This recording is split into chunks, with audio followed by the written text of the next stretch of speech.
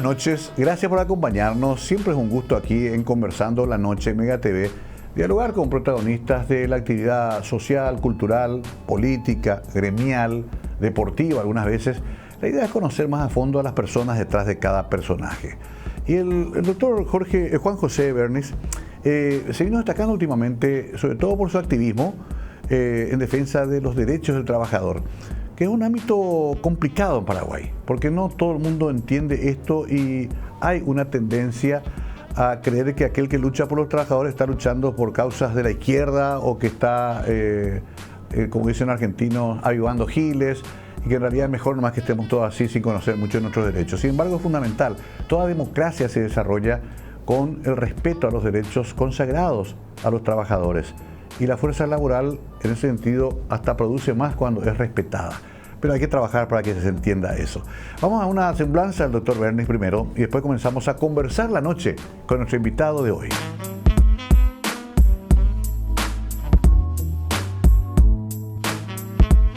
Juan José Bernis, abogado laboralista, nació el 6 de julio de 1982.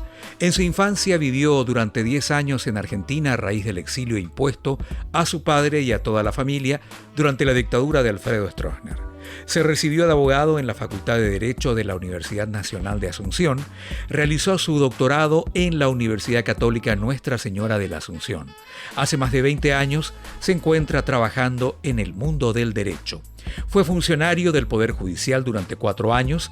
Durante un tiempo fue comisionado en la CONADERNA dentro del Congreso Nacional. Además, fue asesor principal de la Consejería del IPS. Luego comenzó su trabajo en el sector privado con las centrales obreras a favor del derecho de los trabajadores. Es padre de 6 nenas y 2 nenes.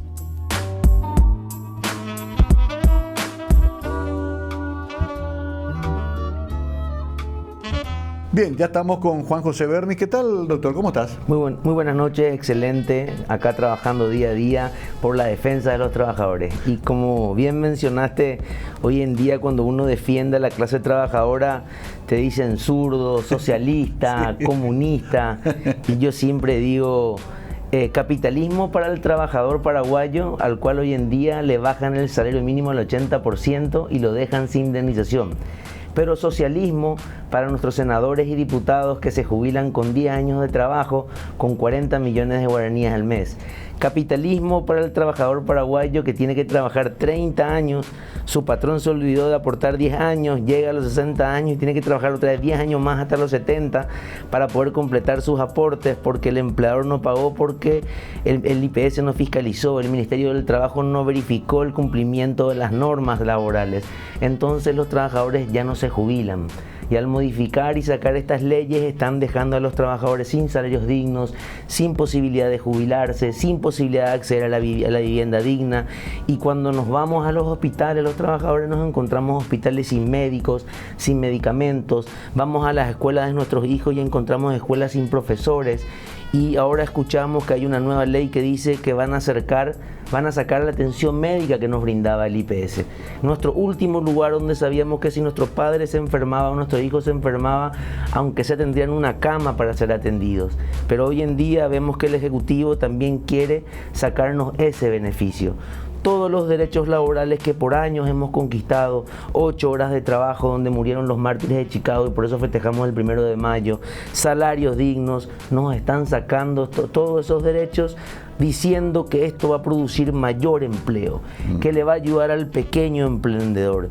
Y vos te das cuenta ya desde la pandemia, ¿qué es lo primero que hacen? La cadena se rompe siempre por el más débil. Ponen toda la carga del peso de la economía sobre los hombros del trabajador. Y es el trabajador el que debe soportar, aguantar cuando hay alguna crisis.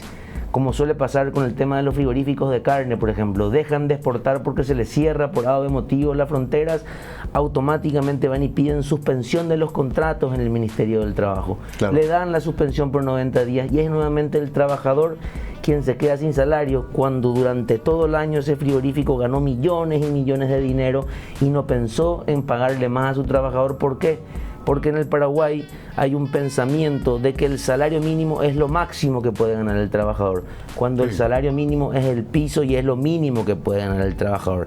Entonces nos encontramos con un gobierno que tiene políticas de empleo incongruentes, que no están al servicio del pueblo, sino están al servicio de un sector económico que se beneficia solamente para ellos, y practican el socialismo para ellos, como digo, subsidio, porque ¿quién paga la jubilación de los senadores y diputados? Claro. Nosotros, los trabajadores. ¿Quién presta la plata del IPS a los bancos y a empresas para hacer salvataje a través de la ley de superintendencia? Nosotros, los trabajadores. Bueno, arrancaste con todo. Me gusta esto porque tiene bien asegurado el discurso el doctor. Lo vi muy entusiasmado en la movilización de la semana pasada. Esa movilización marcó una presencia fuerte. ¿Por qué frente al Palacio de Justicia? Hizo un recorrido previo. ¿Por qué llega hasta el Palacio? ¿Por qué llegamos ante la Corte Suprema de Justicia? Porque yo creo que nuestros jueces, nuestros magistrados, son el alma y el corazón de un país. Y ellos son los responsables de que en un país no reine la corrupción. Hemos visto que en el jurado de enjuiciamiento han habido chat donde se demostró que hay corrupción, que hay narcotráfico metido en la política, en la justicia. ¿Y cuántos de nuestros jueces han salido a denunciar estos hechos? ¿Cuántos de nuestros jueces han denunciado? Hemos visto ahora con el tema de la mafia de los pagarés, las cuentas bancarias de los ujieres, de los actuarios, de los jueces de paz, con casas y mansiones que jamás podrían tener con su salario. ¿Dónde están estos jueces denunciando la corrupción? ¿Dónde están estos magistrados demostrando que son el alma y el corazón y que en Paraguay va a haber Estado de Derecho y que hay futuro? ¿Qué industria puede querer venir a invertir en el Paraguay si ve que la justicia no funciona? Que la justicia no anda. Entonces nuestros ministros de la Corte deben hacer respetar la Constitución Nacional. Nos han sacado el salario mínimo, nos han sacado el derecho a la indemnización y nos han sacado la jubilación. Y esos derechos están consagrados en la Constitución Nacional. Jamás se pudo, por medio de estas leyes, haber sacadole a los trabajadores esos derechos. Es por eso que presentamos ante la Corte una acción de inconstitucionalidad contra la Ley 7.444, 445 y 446 para que la Corte haga respetar la Constitución Nacional. Si la Corte no llega a dar trámite a esa acción, entonces en el Paraguay estamos, Mario querido, en el comienzo de una dictadura, porque estas leyes concentran el poder absoluto en manos del ministro de Economía y Finanzas. El posible o el probable intendente de Asunción va a tener que pedirle permiso al ministro de Economía para poder nombrar a sus funcionarios, para poder aprobar un contrato colectivo de condiciones de trabajo, y eso es un hecho grave. El artículo 160 y 161 de la Carta Magna le da una autonomía a las intendencias municipales. Entonces todas estas leyes que se aprobaron a tambor batiente ante una mayoría aplanadora del gobierno actual, donde no nos han llamado ni siquiera a los pequeños empleadores, no nos han llamado a los trabajadores a una mesa de diálogo, no nos han convocado, con quienes ellos han discutido estas políticas de empleo que afecta a toda la sociedad. Perdón, es tan poca la información que hasta nosotros los comunicadores nos cuesta explicar. Realmente, y en el tiempo nos queda para este primer bloque, ¿por qué incide esto en todos los niveles de empleo y no solamente, como nos dijeron, en los empleados de las MIPYMES? No, yo te voy a explicar algo, Mario. 400.000 empresas son las pequeñas y medianas empresas. Sí. El 65% de los trabajadores trabajan en esas empresas. Sí. Solamente el resto son los que están formales. Dijeron que por medio de estas leyes van a legalizar a los trabajadores, van a entrar en la formalidad y van a generar que haya mayor emprendimiento. Pero con menos derechos. Con menos derechos. Yo te pregunto, yo te invito, yo tengo un local acá frente a la media cadena que se llama Lo de Bernis, sí, donde estamos vendiendo sushi. Y yo tengo un problema, yo no consigo que me venga nadie a cocinar por un salario menor de 5 millones de guaraníes porque los trabajadores están capacitados en la cocina para hacer el sushi. No cualquiera sabe cocinar el sushi. Entonces, a mí como pequeño emprendedor, ¿de qué me sirvió esta ley que baja el salario del 80%? Si yo tengo una alta, necesito mano de obra especializada, claro, no me benefició. ¿Qué pasó estos meses? Hubo frío, hubo lluvia, no hubo ventas. Pasar al frente van a ver que más de 6 locales gastronómicos se cerraron porque no hubo consumo en estos food parks. ¿Y qué pasó? Esta gente, para pagar sus alquileres o a sus personales, recurrió a usureros para prestar plata. No pudo pagar los préstamos, perdieron sus locales, tuvieron que cerrar. ¿Dónde está la intervención estatal? Pero ya me van a decir socialista y comunista porque pido esto. Pero sí hay socialismo para los empresarios del transporte que reciben millones de dólares anualmente para mejorar sus transportes públicos, y cada día vemos transportes públicos más feos en la calle y un servicio pésimo. Y el servicio público, veo que se movilizaron los municipales, están inquietos todos los sectores gremiales. ¿Ellos en qué momento ven que también se están reduciendo sus derechos? Y automáticamente la 7445 dice que por más de que vos tengas 15 años como contratado, que ya es un fraude laboral, te va a poder despedir y vos ya no vas a poder pedir tu reintegro. Entiendo. Y mi derecho a la estabilidad laboral a los 10 años está consagrado por la Constitución Nacional. Y esta ley dice que no importa si yo tengo 20 años de contratado, te echo y te vamos a pagar la indemnización. ¿Qué lesionó? Mi estabilidad laboral por antigüedad. ¿Y a dónde me voy a ir a recurrir? Al Tribunal de Cuentas para que me pague, para que me digan que el Estado no tiene presupuesto para pagarme. ¿A cuántos funcionarios públicos van a despedir con esta ley y a cuántos otros van a meter en sus reemplazos? ¿No te parece que de esta manera están diciendo: o ustedes, señores trabajadores, se alinean a este partido y votan a este partido, sino afuera? Y van a entrar otros que se alineen y vamos a tener una doctrina que se viene aplicando. ¿Cuáles son los centros de capacitación que tiene el Estado paraguayo? El SNPP y el SINAFOCAL. Sí. ¿Quién en este momento hace mayores cursos de capacitación a nivel país y recorre capacitándole a los jóvenes y les exige la afiliación, y han tenido una cantidad de afiliaciones pero fenomenal en este último año? A través de una dirección del trabajo que ha creado el propio partido, este partido político. Claro. El Partido Colorado, si vos ves, tiene centros de capacitación en cada seccional donde capacita a los jóvenes en informática, en reparación de teléfono, en tecnología, cosa que deberían hacerlo el SINAFOCAL y el SNPP.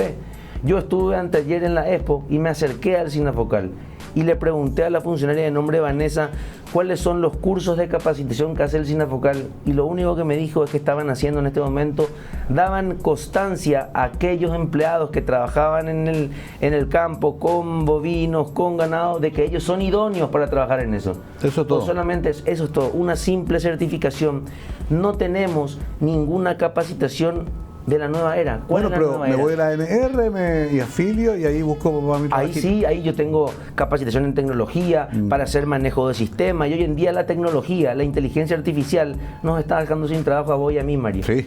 Porque hoy en día la tecnología ya va a tener un periodista, va a tener un abogado a quien consultar. Y nos está enseñando cómo manejar Nos está enseñando, y nosotros somos los que brindamos el contenido. Vos te vas en un gimnasio SmartFit y ya encontrás que no hay cajera, ya no está más el profesor que te entrena. Te vas al Stop o a un supermercado y ya no está más el cajero. ¿Por qué? Porque la inteligencia artificial se impone en los puestos de trabajo. La empresa que no se adapta a esta nueva era va a fracasar. Es una imposición, no es que vamos a poder regular la inteligencia artificial. Ahora bien, ¿quién carga la inteligencia artificial?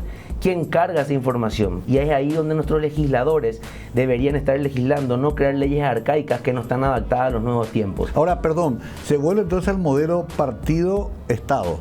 O sea, si no sos del partido, no vas a trabajar en el Estado. Y es lo que yo estoy viendo.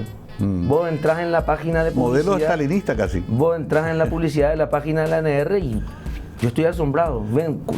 Veo cursos de capacitación pero por todas partes. Pero ¿qué es lo que quiero comentarle a la gente? Yo como abogado estoy cargando en un sistema mi propia inteligencia artificial. Ojo, yo soy pro trabajador. Sí. Imagínate que esa inteligencia artificial pro trabajador luego se instala en el Poder Judicial para dictar sentencias. Evidentemente, lo que yo cargo va a ser todo a favor del trabajador. ¿Y quién regula cómo se está cargando esa inteligencia artificial? Googleando un poco vemos que Amazon, cuando hizo para contratar personales, discriminaba a las mujeres, solamente contrataba a los hombres. Automáticamente. Entonces nosotros debemos crear normativas actuales que regulen esto para que no tengamos luego discriminaciones, no tengamos fallos que no correspondan, porque va a llegar el momento, así como en Estados Unidos, en otros países donde la IA ya está funcionando en el sistema judicial como en el empleo. Y nosotros debemos capacitar a nuestros jóvenes en eso, porque los indicios de laboralidad van cambiando, y eso es lo que a mí me preocupa. No hay políticas de empleo serio para generar empleos decentes, porque esta ley que nos disminuye el salario, esta ley que hace que el funcionario público se alinee al partido de gobierno, solamente crea trabajo el Estado paraguayo, y acá no va a venir la industrialización. ¿Qué empresa, como dice Santiago Peña, vamos a crear 500.000 puestos de trabajo si acá no tenemos mano de obra calificada? para hacer el puente de Chacoí, 100% dijeron una licitación que iban a ser trabajadores paraguayos, el 99% eran extranjeros, los capacitados estaban en España, en Estados Unidos. Bueno, no olvidemos que tenemos más de 1 millón de paraguayos solamente en Argentina, así mismo, más los que están en España. O sea, eso también hay que leer como una especie de migración, porque acá ya no hay más lugar para la gente. Y la política de empleo de este gobierno es justamente esa. Salí afuera a trabajar porque acá no hay trabajo. ¿Qué trabajo hay acá? ¿Qué idea hay? Cuando es tan fácil, yo escucho cuando el presidente dice, estamos generando 500.000 puestos de trabajo a través de la plataforma Empleos Paraguay. Para promover el primer empleo entre jóvenes de 18 y 23 años, el Estado paraguayo va a pagarle el 18% del IPS a las empresas. Ya no va a pagar la empresa, va a pagar el Estado. Pero ¿cómo el Estado le va a pagar al IPS, a un IPS que dice que están en quiebra, si el mayor deudor al IPS es el Estado paraguayo? Está mintiendo, está haciendo una quiebra fraudulenta y rápida de la seguridad social. De esa manera no se genera empleo, de esa manera está generando una competencia desleal con aquellas empresas que necesitan contratar a personas de mayor edad, de 24 años para arriba, que estén capacitados en el manejo de maquinarias o en el manejo de la tecnología. Y esas empresas van a encontrarse con que ellos están aportando al IPS, mientras estas no, y estas van a tener mayor ganancia y esto puede llevar a la quiebra de esto. No hay un análisis serio de parte de la ministra del Trabajo, del ministro de Industria y del ministro de Economía y Finanzas para proyectar estas políticas de empleo a nivel país. Tengo que hacer la primera pausa. Apasionante el tema porque nos toca a todos, tarde o temprano. Estuviste también como asesor del Consejo de IPS, conoces bien IPS. Conozco. Vamos a hablar un poquito de nuestro Instituto de Previsión Social que tanto nos preocupa, porque en realidad, seamos sinceros, lo que nos tenemos para el Sirio Libanés o para el Jackson Memorial de Miami, vamos a irnos a Ingavi, vamos a irnos al Hospital Central, y queremos que todavía exista eso dentro de 20, 30 años, Dios lo quiera. Pero sobre todo, ¿qué está pasando mientras tanto? Muchos temas. Vamos a una breve pausa y al estilo del doctor Bernis, con mucha fuerza y pasión, seguiremos hablando de estos temas acá, Conversando la Noche.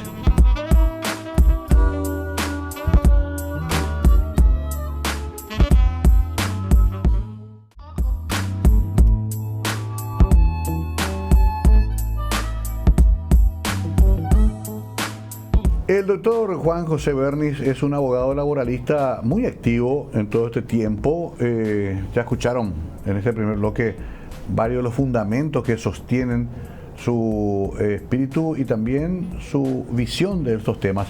Pero quiero recorrer un poquito tu historia personal porque veo que viviste en Argentina 10 años. Viví 10 años en Argentina, mi padre fue exiliado político y económico. ¿En la época de Stroessner? En la época de Stroessner, era escribano adscripto, luego fue de una marcha, fue apresado, ¿verdad?, contra la dictadura. Estuvo preso más de 30 días. Hay una foto de él en una pileta cuando entras en el archivo del terror. Y luego fuimos a Argentina porque él ya no pudo más trabajar acá, era perseguido. Estuvimos 10 años en la provincia de Buenos Aires, San Nicolás de los Arroyos. O sea, papá trabajó como obrero en una empresa Somisa, y mi mamá de servicio doméstico, hasta que luego mi madre pudo ejercer la docencia y estuvo como profesora en una escuela, y luego mi papá pudo revalidar su matrícula de abogado y empezó a ejercer la profesión y trabajó justamente defendiendo a los trabajadores en Argentina, ¿verdad? O sea, ¿viste eso de la cuna? Así mismo, de chiquitito ya andaba en marchas detrás de él, estuve en marchas en Argentina. Cuando volvimos acá en Paraguay, después de 10 años, yo estaba en 6º grado de colegio y ya estaba con papá litigando, era su secretario, ya sacamos las primeras sentencias por accidente laboral acá en el empleo. No fue fácil, pero a lo largo del tiempo estoy viendo que las centrales obreras han perdido la cercanía con los trabajadores. Veo que en Paraguay ya no hay más sindicatos, no se forman los sindicatos, o cuando una empresa o un patrón escucha que se forma un sindicato, enseguida los despide, los discrimina. Sí. Y tenemos muchísimas centrales obreras, 6 centrales obreras y a veces muchísimos sindicatos en algunas empresas debido a la falta de unidad de los propios trabajadores o a veces de la misma corrupción que le ha llegado a estas centrales obreras, que lo ha destruido y le ha hecho perder el sentido de lo que es tener una central obrera. Justamente esa representación obrera en el Instituto de Previsión Social me decía que es un problema, que no hay una representación coherente, digna, válida. Y no, imagínate que el actual consejero obrero es el señor Víctor Ifram y él es jubilado bancario. El representante de la Consejería Obrera debería ser un trabajador activo que esté aportando al IPS, no una persona jubilada. ¿Y por quién es puesto este señor?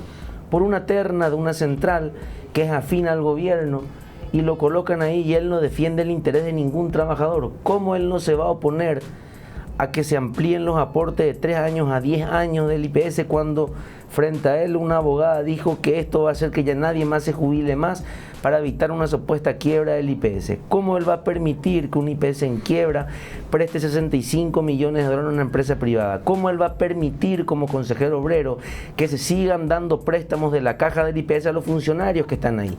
¿Cómo él va a permitir que se sigan pagando jugosos salarios de 18, 19 millones a asesores cuando dicen que el IPS está en quiebra? ¿Cómo él va a permitir que nuestros médicos residentes, que son los que realmente atienden el IPS, estén ganando un miserable salario de 3.500.000 cuando son ellos los que realmente trabajan? Si hacían patria y realmente era un consejero que se preocupaba por los trabajadores, él mismo se hubiese bajado su salario de 38 a 10 para poder darle una mejor paga a nuestros médicos. Hace poco un médico murió yendo al trabajo. ¿Por qué? Por sueño. ¿Cuántas horas trabajan estos médicos residentes en el IPS? Están dando sus vidas y luego son denunciados porque se supone que debe haber un médico capacitado que los controle. No hay, son ellos quienes resuelven, quienes salvan las vidas, a veces sin medicamentos, a veces sacan de sus bolsillos para pagar los medicamentos porque a veces el IPS no tiene medicamentos. Ahora, perdón, doctor, ¿coincidís conmigo que al IPS hay que fortalecerlo, hay que cuidarlo? Porque si seguimos así, vamos al camino contrario. El IPS es algo que si se lo sabe administrar, yo creo que jamás podría quebrar. Imagínate que el IPS siempre por la vía de la sección guardaba plata en los bancos privados, sin percibir ningún interés ni ningún beneficio. Mientras estos bancos privados nos volvían a prestar a nosotros el dinero, que somos los aportantes, a un 26%. Hoy en día gana un 3%. ¿Por qué el IPS, ya que dicen que están en quiebra? Porque si yo fuese presidente del IPS, propongo que me saquen una ley donde creo mi propio banco provisional y yo empiezo a prestarle a las empresas el dinero a un 7%, más de lo que me están pagando, y aseguro de que esa plata no se pierda. Hay miles de formas, hipotecas, ver la forma de prestar, pero que ese dinero genere rentabilidad del IPS, que genere mayor ingreso. ¿Por qué el IPS no tiene su propio banco provisional? Segundo, ¿por qué tenemos que estar pagando tan altos salarios a funcionarios que realmente no sirven? Disculpa, me van a decir, a la pucha, están atacando a los trabajadores, pero no puede estar ganando una persona que va a marca entrada, se sienta en el escritorio y no hace nada todo el día, luego marca su salida y tiene un sueldo de 28 millones de guaraníes. Podrá tener el título de abogado, de ingeniero, pero si ponemos a ver, esa gente no hace nada, y esos sí son planilleros, y a eso hay que denunciarles por cobro indebido de salario. No, pero además estamos pagando todo lo asegurado. Claro, pero ¿por qué nadie denuncia? Más que dicen, acá están los planilleros, los que marcan. No, planilleros también son aquellos que se van y calientan sillas sin hacer nada. Ahora, ¿y el tema de la jubilación? Y el tema de la jubilación, yo te pregunto ahora a vos, Mario, te hago el análisis rápido. Sí. 400.000 son las pequeñas y medianas empresas en el país, son las que dan mayor trabajo. Si me pagan a mí el 80% del salario mínimo, que son 2 millones de guaraníes, van a pagar también el IPS por el 80%. Significa que en un mes estoy pagando por 2 semanas y media. En un año pagué por 6 meses. En 2 años recién pago por 1 año de aporte. O sea, ¿en cuántos años de aporte voy a llegar a los 30 años? Si en un año, en 2 años pago por 1 año, ya no me jubilo más. Ya no. ¿Y por qué entonces yo, trabajador que trabajo día a día, que me dan un salario miserable con el cual ya solamente trabajo por un plato de comida, voy a seguir permitiendo que este Estado subsidie a estos senadores y diputados con jubilaciones de 40 millones de guaraníes? Ahora se autoasignaron. Sí, se aumentaron 8 millones de guaraníes, defendieron a rajatabla su ascenso.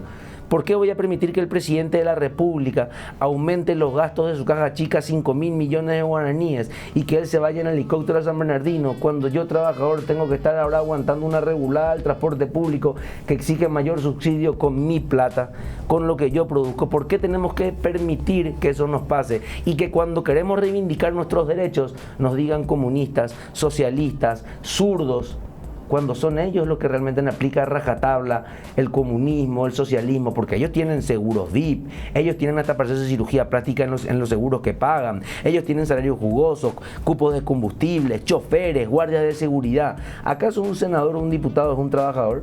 Él está recibiendo una dieta. Él está para servir al pueblo, él está para legislar. ¿Cuántos de ellos están creando leyes a favor del pueblo? ¿O cuáles son las leyes que cada uno ha creado en todo el tiempo que han estado? Sin entrar en el hecho de que meten a toda la parentela también en la función pública. Se volvió normal, tienen a sus hijos, a sus amantes, algunos tienen ya también a sus novios, ¿verdad? Porque tenemos de todo hoy en día, ¿verdad? Diversidad. Algunos se ponen a bailar y algunos hacen populismo, ¿verdad? Diciendo que ponen un transporte público, lloran como si eso fuese un beneficio, ¿verdad? Yo veo que dicen acá hay un transporte público que vamos a dar, que vamos a subsidiar, y para mí eso es una burla cuando el Estado paraguayo paga millones para subsidiar los transportes públicos. Si ahora tenemos una regulada, ¿por qué el Estado no denuncia esta coacción e imputa a estos empresarios del transporte y les pide que rinda cuenta de los últimos 30 años de qué hicieron con todo ese dinero? Y nos vamos a dar cuenta que se pasaron robando toda esa plata y que no mejoraron en nada el sistema de transporte público. Tengo que hacer la pausa. Fuerte, directo, frontal, el doctor Juan José Bernis. A la vuelta que yo sea abogado del diablo. Le decía, espera un rato. Los patrones que dicen, dejaron a trabajar porque también me complica, y si pago todo lo que ustedes quieren que se pague, no, la empresa no produce y va a tener que cerrar. Quiero hacer un poquito, voy a acordarme a algunos amigos míos que vos le decís sindicato y ya le da taquicardia.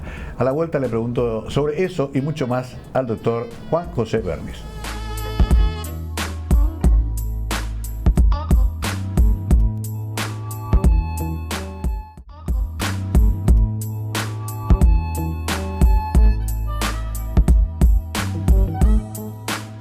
El doctor Juan José Bernis tiene una larga trayectoria a pesar de su juventud, pasó por el Poder Judicial, asesoró, como decíamos, al Consejo IPS, se formó en la Católica, tiene una trayectoria importante y en los últimos años se lo vio muy combativo en este tema de los retrocesos en materia de derechos. Pero, estimado doctor Bernis, decía Juan al principio, te dicen va a haber más trabajo, si es que no nos piden tantas cosas. Y hay cadenas inclusive ahora muy importantes sobre todo de tiendas de conveniencia, que les cuesta mucho decir sindicatos. Los pobres muchachos que a las 3 de la mañana llevan un remedio en su moto, no tienen ningún tipo de protección. El Uber te dice, no, mi oficina está en Singapur, no venga acá a joderme. Que es lo que nosotros planteamos cuando estábamos en la intendencia y nadie nos dio pelota.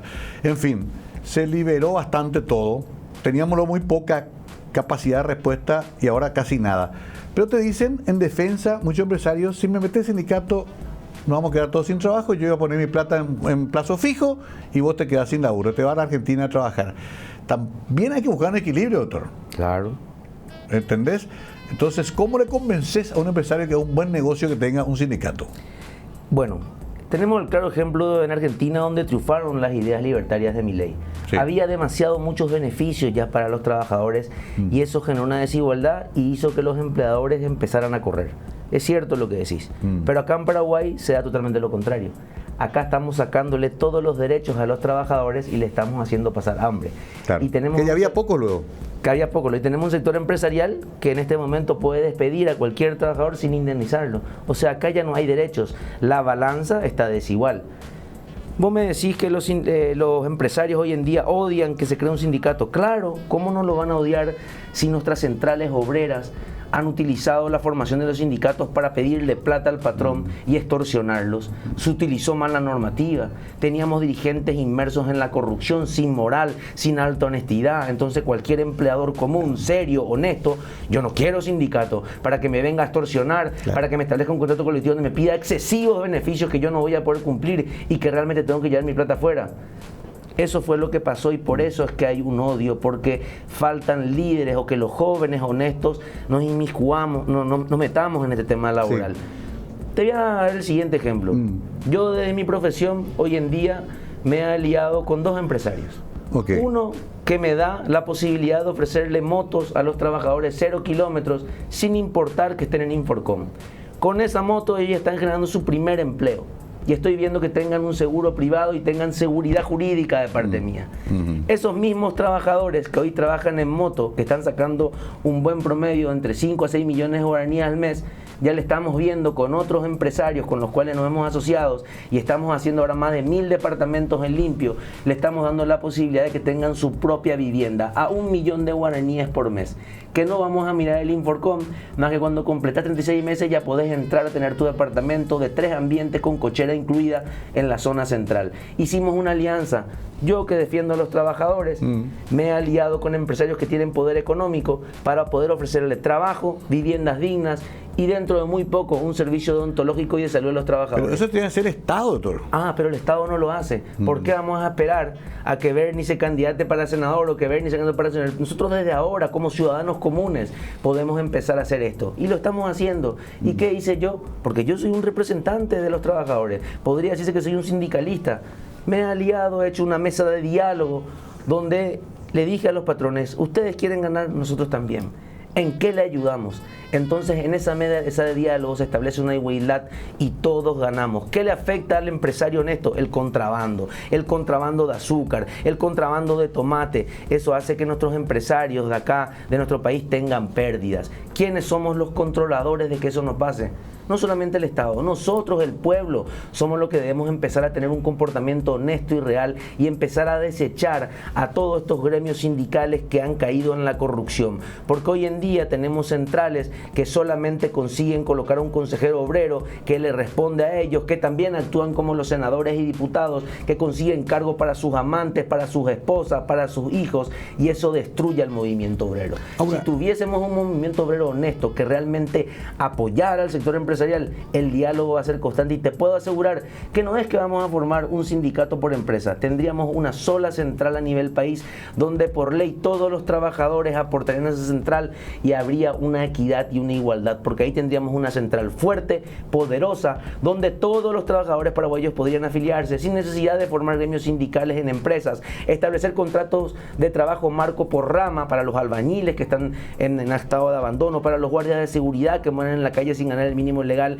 y tendríamos un diálogo con la ARP o la OIP para establecer mejoras y beneficios, donde te puedo asegurar que este país va a empezar a producir, porque cuando hay diálogo, cuando se razona, el trabajador puede poner sobre sus hombros las cargas de la empresa para sacarla adelante. Ahora, doctor, mencionaste muy claramente el tema de Inforcom, enseguida pensé también en la mafia de los pagarés, o sea, se le metió también al trabajador paraguayo en una especie de pantano de deudas brutal, donde mucha gente, vos sabés mejor que yo, tienen embargado ya su sueldo casi de por vida. El 99% de los funcionarios públicos no perciben su salario. O tienen préstamos de asociaciones o de gremios sindicales o de los bancos mismos privados. Pero no hay una ley que dice que hasta tanto por ciento nomás. Le hacen firmar una nota donde dice que ellos autorizan el descuento del 100%. Y de esa manera se comete el fraude, de esa manera le quitan el salario. Entonces se volvió una rosca donde utilizaron a estos juzgados de paz para embargarles los salarios, donde están inclusive metidos los propios ministros de corte, quienes fueron incapaces de anular estos fallos judiciales. Porque si yo fuese ministro de la Corte, saco una resolución que anula todos los fallos, o le pido al Congreso de la Ley que saque una ley donde suspenda todos estos fallos judiciales por el plazo de 6 meses mientras se audite y se corrobore el fraude y la legalidad. Y si hay un fraude, se lo denuncia en fiscalía, se mete preso a las personas, pero acá no hay voluntad política. Acá se está defendiendo a la gente, los descuentos siguen, no hay un pare, los pagarés siguen funcionando y es sabido, ya es vox populi, hace más de 40 años que en los juzgados de paz los profesionales del derecho llevan las sentencias hechas, llevan las sentencias firmadas, llevan los mandamientos de embargue y el profesional mismo le hace firmar a la actuaría y la jueza. Lo vengo denunciando hace 4 años y sigue sin digitalizarse. ¿Y sabes también quién no se digitaliza? La Sala Constitucional de la Corte. ¿Por qué la Sala Constitucional de la Corte no digitaliza sus expedientes y en todos los otros juzgados está digitalizado? Porque ellos siguen manejándose de esa manera. Ahí no hay expediente electrónico. No hay digitalización porque aún existe la corrupción. Ahora, perdón, porque tantos temas y tan apasionante esto. Hay gente que se le cobró 3 o 4 veces su deuda. Sí, así mismo. Hay gente a la que se le sumó unos intereses usurarios que de por vida le endeudaron. Y hay sentencias donde los intereses otorgados son más de lo que la ley establece. Y se ha utilizado una normativa jurídica para infringir prohibitivas. El sistema judicial se utilizó para todos estos hechos de corrupción. En un país honesto se le hubiese ya metido preso a todos estos jueces de paz y también a los ministros de la Corte, porque ellos sabían, ellos son cómplices. Muchas veces los colegios de abogados vamos denunciando y todo el país sabía que en los juzgados de paz uno se iba y pedía que vos llevabas el proyecto de sentencia hecho y te firmaban ya.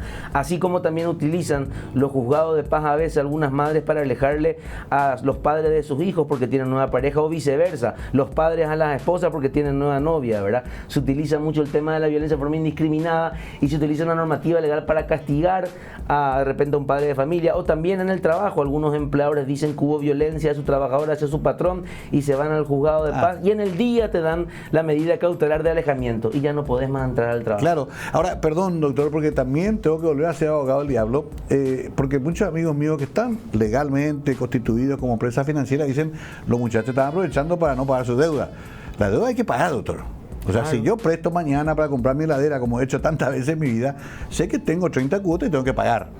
O sea, tampoco es el carnaval de decir se para todo y no se paga más nada, se rompe el sistema financiero. Solamente donde se compruebe de que hay una ilegalidad, no en todo. Okay. En los juicios que fueron auditados donde se corroboró que nunca le llegó la notificación a la persona, donde no se respetó el debido proceso, el derecho a la defensa, para eso se audita y se pone de tal a tal, no por todo lo que no vamos a claro. claro. Solamente donde sabemos que hay corrupción y se sabe cuál es la empresa que manejaba esos casos. Los funcionarios mismos, si fuesen honestos, por eso digo que son el alma y el corazón, ellos saben en qué fichero guardaban los expedientes de estas empresas para hacer los cobros.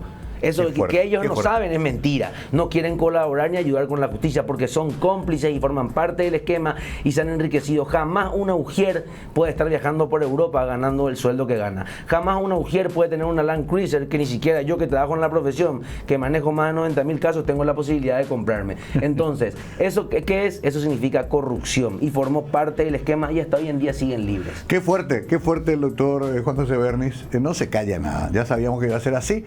Tenemos todavía un bloque más para aprovecharlo, para sacarle el jugo, porque es un hombre que nos dice muchas verdades dolorosas. Ese es el punto con el doctor Bernis.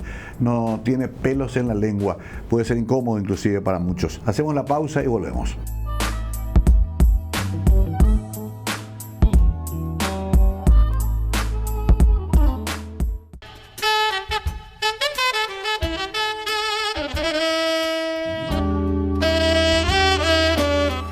Estamos acá hablando, seguimos hablando, no se puede dejar hablar con el doctor Bernis. Voy a irme ahora acá enfrente a su local para seguir este diálogo porque es muy apasionante.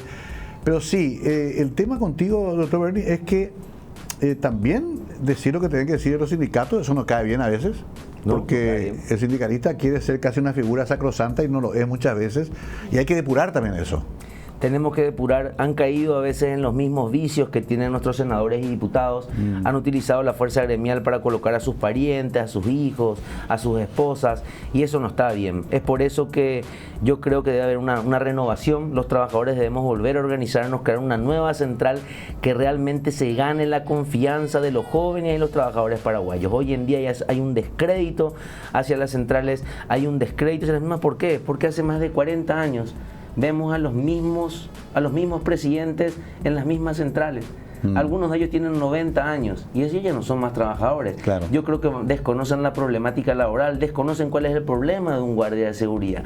Y al no haber renovación, al no haber cambio, y sabemos que tienen estos vicios, destruye toda la defensa que podamos hacer en favor de los trabajadores. A mí me cuesta mucho organizar a los trabajadores, me cuesta mucho hacer que crean que este es el camino, y tienen mucho miedo en organizarse por temor a no conseguir trabajo en ninguna parte más. ¿Y por qué eso? Porque los patrones en todo este tiempo de la democracia vieron que estas centrales o estos gremios solamente les sacaron plata, solamente los extorsionaron con la amenaza de formar un sindicato y tenían que pagar para que no se forme el sindicato. Nos íbamos a un Ministerio del Trabajo que iniciaba sumarios con multas siderales que jamás van a poder pagar. Entonces se generó un sistema delincuencial que fundió toda lucha. Y hoy es el día de que los jóvenes deben inmiscuirse en estas luchas gremiales, debemos volver a empezar a salir para defender nuestros salarios dignos, nuestro derecho a la indemnización, pero de forma honesta. Debemos tener jóvenes valientes que nos entreguen al gobierno de turno que nos va a querer someter. Por eso es muy importante la movilización que se hizo el 14 de julio porque le hizo saber a nuestros ministros de la Corte, a nuestros senadores y diputados, que los trabajadores, si sienten hambre, van a salir a la calle a marchar. Y que no estamos tan anestesiados como ellos creen, que solamente nos plagueamos por el TikTok o por las redes, o que Bernie solamente es un tiktokero abogado charlatán que no consigue que los trabajadores salgan a la calle. Hoy en día empezaron a salir, es la tercera vez que salimos. La primera vez fuimos 3.000, ahora ya somos casi 6.000, 7.000 personas que estuvimos frente a la Corte, y donde un ministro de la Corte, que voy a rescatar, donde el ministro Gustavo Santander se sentó, nos escuchó, nos trató como iguales y nos dijo que va a estudiar todas estas irregularidades que más le manifestamos, porque es muy difícil hoy en día que un ministro de la Corte abra la puerta a la ciudadanía. Así que yo por ese lado me sentí muy contento, porque después de muchos años vi que un ministro se sienta a dialogar con la clase trabajadora. Bueno, vamos a un ping-pong, porque tengo demasiadas preguntas. El famoso tema de los 10 años. ¿Se le sigue echando a la gente a los 9 años y medio? Se les sigue echando a los trabajadores a los 9 años y 6 meses de antigüedad, se los despide para que no lleguen a la estabilidad laboral y se los vuelve a contratar. Famoso. Pasa 2 meses, 3 meses, los vuelven a contratar, y hay jurisprudencia donde luego, cuando son despedidos por segunda vez, los jueces reconocen toda la antigüedad y ven este pago que se hace, esta compra-venta de antigüedad, como algo nulo, porque el artículo 3 del Código del Trabajo dice que todo acuerdo que lesione y obliga al trabajador a renunciar a sus derechos es nulo. Entonces vuelve nulo esos pagos. Ahora yo digo, si el empleado es eficiente 9 años, ¿qué importa que 10, 15, 20, 30 años? ¿Por qué esa necesidad de echarlo? Es una especie de prurito, es algo indiscutible y ya es un miedo instalado que se creó, como te dije. Así como tienen temor a los sindicatos, también tienen temor a que su trabajador adquiera la antigüedad. Pero lo más triste, y a veces yo digo que están mal asesorados por algunos abogados que le hacen pagar las indemnizaciones, luego lo vuelven a contratar, se ve mucho en el sistema bancario, sí. Y tenemos cientos de fallos judiciales donde son reintegrados nuevamente los trabajadores. Espera un ratito, doctor, porque quiero aprovechar tu conocimiento. El otro tema, tercerizado. Vos te vas a un banco y no, ese es tercerizado. Ese, otra empresa, San Pinchito S.A., es el que trae los muchachos que llevan la plata al Banco Central. O sea, siempre parece que la responsabilidad es de otro. Eso está muy instalado también. Ese es un nuevo fraude laboral que se hace, donde yo trabajo ahora en la empresa en lo de Bernis, pero yo le contrato a ese trabajador por medio de una cooperativa de empleo. Voy a dar nombre, o por medio de una intermediaria de empleo. Okay. Él le firma el contrato, él le paga el salario, pero está trabajando en mi local. Yo lo despido, él tiene que demandarle supuestamente a la tercerizada. Entonces yo digo, no, Bernis es responsable solidariamente por ese trabajador que se desempeñaba en su empresa. Le voy a demandar a la tercerizada, a la cooperativa de empleo y también a Bernis. Hay fallos judiciales donde se le condena ya a los dos por responsabilidad solidaria. Ajá. Pero faltaría que nuestros legisladores, a fin de evitar este fraude laboral, creen una ley de responsabilidad solidaria. Tenemos muchas empresas que no tienen más trabajadores, claro, porque han tercerizado o contratan a sus trabajadores por medio de cooperativas de empleo. Ojo, estas cooperativas de empleo vienen y te dicen, Mario, vos sos socio de esta cooperativa, nosotros manejamos esta cooperativa, y como cooperativa de empleo vamos a poner acá un galpón y vamos a cuidar chancho o gallina, y vos vas a venir a trabajar acá 18 horas diarias, y lo que te puedo pagar es 1.000.000 de guaraníes, pero es para fortalecer nuestra cooperativa, y vos te vas a ir a trabajar 18 horas ahí. ¿Se hace eso también? Se hace. La figura es metafórica, pero digamos se hace. La cooperativa de empleo, y te pago 1.000.000, y después de 10 años de trabajo, hoy dejaste de ser socio de la cooperativa. Te vas de acá, estás despedido. Perdona que me ría, pero la mentalidad humana para la estafa y para la explotación es infinita. Y lo han legalizado. Espera que quiero irme a varios otros temas. Varias empresas grandes, sobre todo frigoríficas, han tenido problemas de instalaciones, amoníaco, muerte de personas, muerte. Y parece que no pasa nada. Bueno. Ahora tampoco se puede cerrar la empresa porque deja al resto sin trabajo. Te explico algo, y esto es algo muy grave y que sí quiero que la ciudadanía entienda. A ver. Actualmente nuestro gobierno trata al trabajador como objeto de comercio. Se ha olvidado que es un ser humano que tiene familias. El único senador que promovió una ley que beneficia es el tema de las 40 horas semanales. Ahí realmente iba a haber un aumento salarial importante, porque por menos horas voy a ganar el mínimo legal y voy a tener 8 horas más para disfrutar con mi familia, 8 horas más para poder capacitarme o poner algún emprendimiento y salir adelante aparte de mi empleo. Eso no fue apoyado. Al ser considerado el trabajador como un objeto de comercio, las empresas no respetan las normas de higiene y seguridad ocupacional. Constantemente mueren trabajadores día a día, podés ver en mis redes, Mario. Vienen jóvenes de 18 años sin dedos, sin piernas, que siendo motobol se accidentan, se quedan inválidos, siendo una carga para sus padres ancianos. Sí. No hay una política de empleo para respetar las normas de higiene y seguridad ocupacional en el empleo. Y esto ya se ve desde Licuabolaños. No se ve esta fiscalización no solamente de parte del ministerio, sino del municipio. Todas las instituciones públicas y tanto el Poder Judicial deberíamos fiscalizar que se valore y se cuide la vida del trabajador. Hoy vale más la vida de una vaca que la vida de un trabajador que puede morir, donde vemos que nuestros fiscales que están en el ámbito penal no investigan ni imputan, según el artículo 205 del Código Penal, la exposición de trabajadores a trabajos peligrosos. No hace menos de 3 años, 3 trabajadores jóvenes de 18, 20, 21 años sin seguridad social que ganaban 900.000 al mes murieron haciendo un túnel para una tubería de una empresa privada en Luque. ¿Qué pasó? A nadie se les imputó, a nadie se le investigó, no había plan de obra, y eso es una constante en el Paraguay, y estamos teniendo una cantidad importante de trabajadores discapacitados. Tal es así que yo al mes estoy metiendo 9 demandas por accidente laboral, y en el Paraguay tenemos un vacío y una laguna legal porque no existe una tarifa forfataria en caso de accidente laboral. ¿Qué eso es? ¿Un dedo cuánto vale? Ah, ya entiendo. ¿Un brazo cuánto vale? En Argentina la pérdida de un dedo vale 100 millones de guaraníes.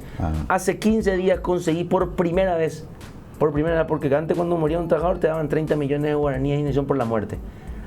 Hace 15 días el juez Roberto Saldívar de J. Augusto, a quien le felicito, me sacó una sentencia donde condenó al empleador de una panadería al pago de 50 millones de guaraníes por la pérdida de un dedo. Eso me genera una jurisprudencia donde ya establece una tarifa forfataria de acuerdo a la discapacidad del trabajador. ¿Qué tiene el trabajador? ¿Cuál es su elemento de trabajo del trabajador? Sus brazos, su pie. Claro. Si yo pierdo mis brazos y mis pies, me tengo que reeducar nuevamente para poder trabajar. El IPS no me da la jubilación temporal, me la rechaza. Tengo que seguir trabajando, aún haya perdido los 2 brazos, dice el IPS.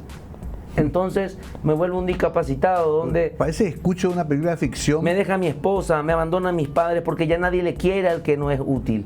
Aunque vos no creéis, viene el trabajador a mi oficina y en vez de ser abogado me vuelvo su psicólogo. Me viene llorando y me dice, doctor, ni así me pagan 100 millones, ya no recupero mis brazos.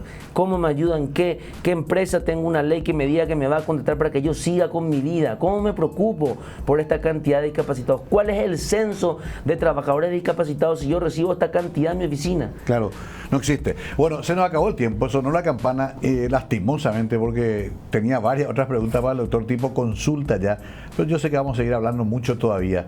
Me gusta la pasión que le pone, obviamente esto viene de una formación familiar, de una cultura ya de defender a los más débiles, pero con la comprensión de que tenemos que transformar esta sociedad, incluyendo a los empleadores también. Yo siempre incluyo a ellos. Doctor, para terminar, primero somos medio parecidos, tenemos una cantidad importante de hijos. Yo tengo 6. Yo tengo 8. Bueno, me ganaste. ¿Nietos? Todavía no, gracias ahí te gano. Yo tengo 6 nietos.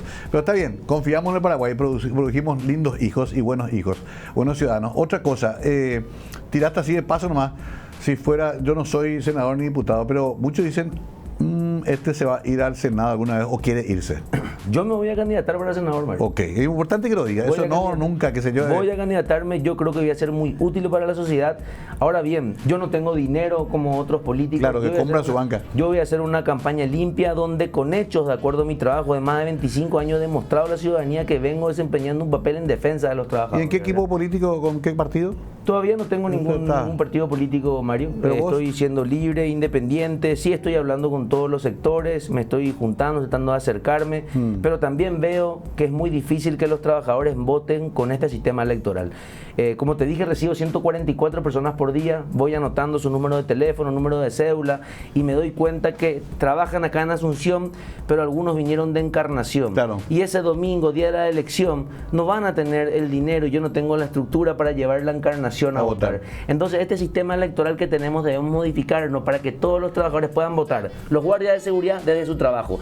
El que trabaja en Central y no tiene para costear 500.000 para esa Encarnación, que pueda votar en algún colegio o en el mismo tribunal electoral para acceder al voto, porque de esa manera se cercena y se impide al trabajador paraguayo poder votar. Tema para una próxima conversación: reformas necesarias en la política electoral, incluyendo las famosas urnas, Vamos a hablar otro día de ese tema porque es muy interesante, querido doctor. Y me gusta que diga, sí, quiero ser candidato. Porque sí, yo no voy a mentirle a la gente. Los muchachos que dicen, no, eso no, quiero ser. Y si puedo, voy a hacerlo. Sería muy útil el nivel de debate sobre estos temas en el Parlamento. Sería muy útil. Pero eso vamos a dejarlo para otra charla, doctor. Yo te agradezco por el momento. Me parece que nos ilustraste bastante bien el desolador panorama del retroceso de los derechos de los trabajadores en Paraguay. Y hay que asumir eso y ver cómo modificarlo. Gracias, doctor Bernis. Gracias, Mario. Saludos a la audiencia. Gracias por el espacio. Ahí está, Juan José Bernis. Usted ya lo conoce porque aparece mucho en los medios defendiendo causas de trabajadores, pero hoy entramos un poquito más en detalle con algunos de los argumentos que él esgrime para explicar que estamos en una crisis hasta casi humanitaria en materia de derechos laborales en el Paraguay. Y hay que reflexionar y debatir sobre esto, no hay que tenerle miedo a este tema. Ya volvemos muy pronto aquí siempre en Conversando la Noche.